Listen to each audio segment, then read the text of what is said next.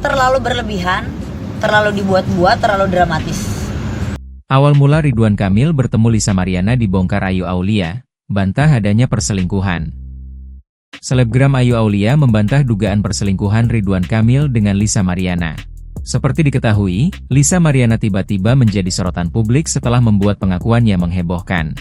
Ia mengklaim pernah menjalin hubungan dengan Ridwan Kamil hingga mempunyai anak. Namun tudingan itu dibantah oleh Ayu Aulia. Ia disebut sosok yang mempertemukan Ridwan Kamil dengan Lisa Mariana. Ayu menegaskan bahwa isu perselingkuhan Ridwan Kamil dan Lisa tidaklah benar, begitu juga soal memiliki anak dari hubungan gelapnya dengan Ridwan Kamil.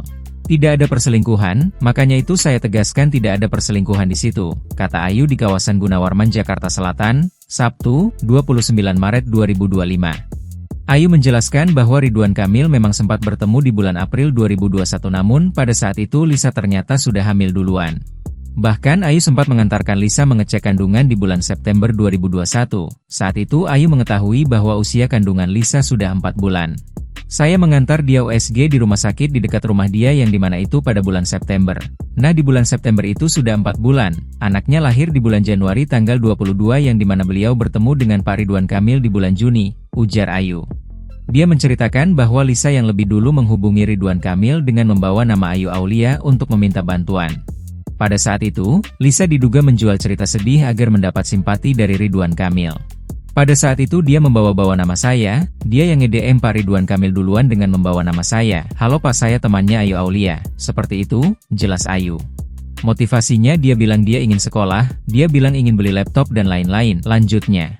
Ayu Aulia sangat meyakini bahwa anak yang dilahirkan Lisa bukanlah darah daging Ridwan Kamil. Bahkan yang menantang Lisa untuk melakukan tes DNA adalah Ayu dan Ridwan Kamil.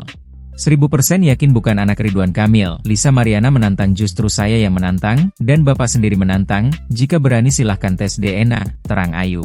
Menurut Ayu, apa yang dibeberkan Lisa di Instagram terlalu berlebihan dan dramatis, malah Ayu menyebut Lisa berhalusinasi karena mengarang cerita perselingkuhan.